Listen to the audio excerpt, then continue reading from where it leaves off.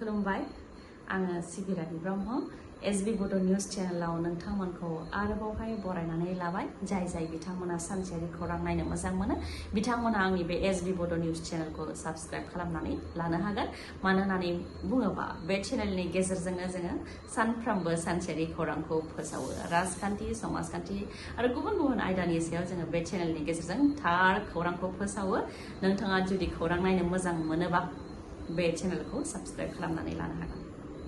मैयानि सानाव फैनाय गिख्रंथाव बारहुंखाया आसामनि दाब जायगायावनो गोबां सिलिंखार खालामलांदों बिटिसिनि गुबुन जिल्लायावबो मैयानि सानाव गोबां सिलिंखार खालामलांदों थिग बेबायदिनो बाक्सा जिल्लानि दाब जायगायावबो गोबां खहा गंसे स्कर्पिय' गारिनि गेजेराव गेदेर दंफाङा गोग्लैसिनदों बेनि अनगायैबो गेदेर दंफां लाइफांफोरा गुबुदों न'नि थिंफोरा बिरखारदों आरो अन्थाइ गोग्लैनायनि जाहोनाव गोबां जायगायावनो थिं गब्लंनायजों लोगोसे आबाद खहा जानायखौ खौरां मोननाय जादों बेनि अनगायैबो गिख्रंथाव बारहुंखाया 44 नं मानास बिधानसभा बियाबनि रुपाली प्राइमारिनि बेन्दोङाव थानाय साइथानगुरि गामियावबो गोबां न' बांखौ सिलिंखार खालामलांदों गोबांनि न' बांनि थिङानो बिरखारनायजों लोगोसे मोब्लिब खुन्थिया गुबुदों बेबायदिनो मैयानि सानाव फैनाय गिख्रंथाव बारहुंखा आरो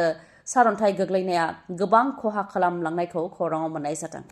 अदालगुरियाव सोरनि देरहानाय बिपिएफनि गोख्रों दैदेनगिरि रिहन दैमारि आरो एबसुनि बारग' आफादगिरि दिपेन बर'नि गेजेराव गोख्रों जुजिनाया जागोन मैयानि सानाव बिसायख'थिनि फोसावदिं मेल खुंनाया थुंगेबाय जोबथा सानाव सानैबो बिजाथिया मा फोरमायथिदों बेखौ नोंथांमोननो मिथिहोनो आखायाव लाबाय दिपेन बर'आ बुंथियोदि आं 25 बोसोर हारिनि खामानि मावनाय हिसाबै आंखौ सनमान होनानै आं जेराव बिसायख'थिखौ गेलेदों बेयाव रिहन दैमारिया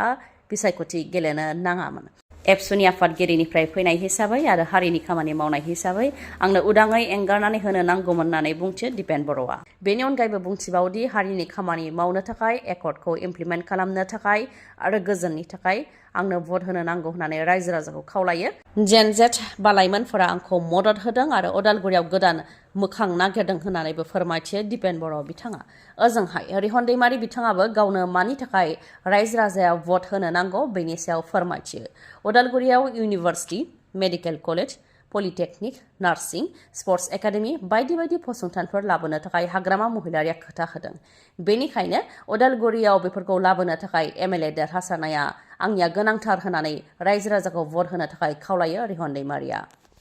बिजनि बिधानसभा बियाबनि सिङाव बिपिएफनिफ्राय सानै दैदेनगिरिया ओंखारनानै उदां बिजाथि महरै गसंदों सासेया जाहैबाय बिपिएफनि एमसिएलए खलिलुर रहमान आरो गुबुन सासेया जाहैबाय डिम्बेश्वर बर' नाथाय सानैनि मादाव डिम्बेश्वर बर'खौ एक्सपेल खालामदों बिपिएफ दोलोनिफ्राय नाथाय एमसिएलए खलिलुर रहमानखौ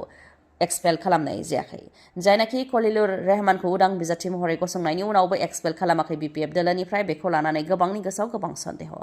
माइनरिटिनि भटखौ दाननो थाखाय बे सोलोखौ खालामदों होननानै फोरमायथियो बिपिएफ दोलोनिफ्राय उदां बिजाथि महरै गसंनाय डिम्बेश्वर बर'आ थांनाय 2020 मायथाइयाव कमल सिंह नार्जारिखौ फेजेननानै गुबुन हारिनिखौ देरहाहोनानै जेरैबायदि गोरोन्थि खालामबोदों बेबायदि गोरोन्थिखौ जाहाथे देग्लाय बिजनिनि रायजो राजाया फिन खालामबावा बेनि थाखाय खावलायो डिम्बेश्वर बर'आ आरो गावनो बा जाहाजनि सावगारियाव भट होनानै लाइमोन दैदेनगिरिखौ जाहाथे 5 बोसोर खामानि मावनो खाबु होयो बेनि थाखायबो बिजनि ओनसोलनि रायजो राजाफोरनिसिम खावलायो बिथाङा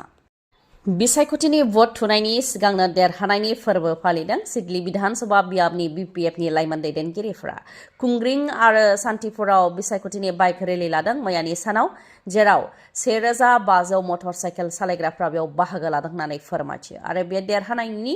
रंजानायनि फोरबो होननानैबो फोरमायथियो बिटिसिनि 15 बियाबनि मादाव सिडलीयावनो बयनिख्रुइबो बांसिन फारागथिजों देरहानो हागोन 50,000 भट फारागथिजों रन्जित बसुमतारीखौ फेजेनगोन होननानै दाबि खालामो बिपिएफ दोलोनिफ्राय मानोना गोबां एनडिएफबिफोरानो बिपिएफ दोलोआव जयेन जादों सुक्तिखौ एनडिएफबिजों खालामदोंमोन नाथाय रन्जन दैमारिखौ जोबथेसालियाव दोननानै गावसोरसो राज उलाफादाव जिरायदों केसनि जेंनाखौ सुस्रांनो हायाखै रिहेबिलिटेसन होनायनि जेंनाखौ सुस्रांजोबनो हायाखै जाहोनाव गोबां एनडिएफबिफोरा बिपिएफ दोलोआव हाबफैदों आरो बेयो मोनसे मोजां इसारा होननानैबो फोरमायथियो बिपिएफ दोलोनिफ्राय बेबायदिनो मैयानि सानाव गोख्रोङै बाइक रेलि खालामनायखौ नुनो मोननाय जादों क'क्राझार बिधानसभा बियाबाव लरेन्स इस्लारिखौ मदद होनानै लोब रायजो राजाफ्रा ओंखारबोदों क'क्राझार बिधानसभा बियाबाव लरेन्स इस्लारि आरो हाग्रामा महिलारिनि बिसि सेवली महिलारिनि गेजेराव जुजिनाया जागोन मैयानि सानाव जोबथा सानाव लरेन्स इस्लारिखौ मदद होनानै लोब लोब रायजो राजाफ्रा ओंखारबोदों आरो बेनि सिगांबो लरेन्स इस्लारि बिथाङा गुबुन गुबुन आदबजों बिसायख'थिनि फोसावदिं मेलखौ खुंदों माब्लाबा हानजा सुरनानै माब्लाबा बाइक रेलि खालामनानै माब्लाबा दखानदार बा गलादारफोरखौ लोगो हमनानै बिसायख'थिनि फोसावदिं मेल खुंनायाव मुखुब थाबोबाय थानायखौ नुनो मोननाय जादों थिग बिदिनो मैयानि सानावबो जोबथा सानावबो लरेन्स इस्लारिखौ मदद होनानै लोब लोब रायजो राजाफ्रा ओंखारबोदों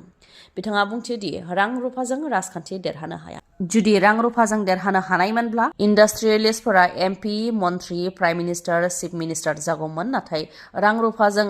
दसेनि थाखायल' लब दिन्थिनो हायो नाथाय मानसिनि गोसोखौ बायनो हाया होननानै बुंथियो बेनिखायनो क'क्राझार बिधानसभा बियाबाव 100% आंनो देरहागोन होननानै दाबि खालामो लरेन्स इस्लारि बिथाङा थांनाय बिधानसभा बिसायख'थियाव आं प्रमिला रानी ब्रह्मजों जुजिदोंमोन जेराव 20,000 बांसिन भट मोननानै आं देरहासार जानो हादोंमोन नाथाय बे खेबाव सेवली महिलारि जाय बिथांखौ रावबो सिनाया हाग्रामा महिलारिनि बिसि जानायनि अनगा बिथांखौ रावबो सिनाया बेनिखायनो रायजो राजाफ्रा बिथांखौ मदद होनाय नङा होननानै बुंथियो बिथाङा गावनि धोन सम्पथिखौ रैखा खालामनो थाखाय एमएलए जानो थाखाय गावनि पजिशनखौ लाखिनो थाखायल' बे इलेक्शनखौ गेलेदों बेनि अनगा जेबो नङा होननानै बुंथियो आरो बिथाङा रायजो राजाखौ सप्तायाव खेबसे लोगो हमगोन होननानै बुंथिदों जायखौ रायजो राजाया बजबनो हायाखै बा गनायनो हायाखै होननानैबो बुंथियो लरेन्स इस्लारि बिथाङा बेराफारसेथिं मैयानि जोबथा फोसावदिं मेलाव हाग्रामा महिलारिनि बिसि सेवली महिलारियाबो कार रेलि लानानै बिसायख'थिनि फोसावदिं मेल खुंनायखौ नुनो मोननाय जादों आरो रायजो राजानि गोसोखौ देरहानो नाजानायखौ नुनो मोननाय जादों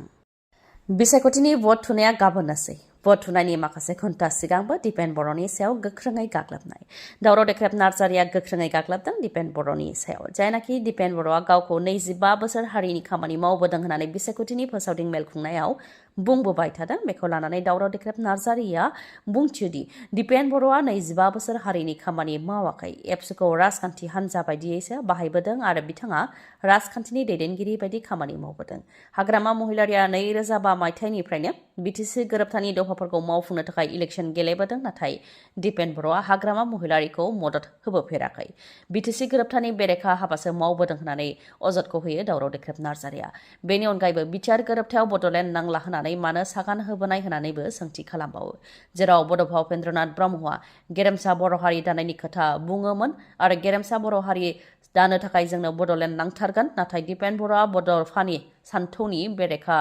मावनाय जादों होननानैबो अजदखौ होयो बिटिआर गोरोबथानि गेजेरजों बिटिसिनि थाखानाय गामिफोरखौ दानख'नायनि खोथा दङ नाथाय मोनखानाय गामिफोरखौ माबोरैहाय दानख'गोन होननानैबो सोंथिखौ खालामो मोनजिद' बिफानखौ डिसिनो हरदों सिक्स शेड्युलनि गोहोखौ दिसपुराव हरदों होननानैबो गोबां अजदखौ होयो दिपेन बर'नि सायाव दावराव देख्रेब नार्जारिया खौरांखौ जोबजासे खोनासंनायनि थाखाय गोजोन्थों उननि समाव आरोबाव जों बेबायदिनो लोगो मोनफिनबावगोन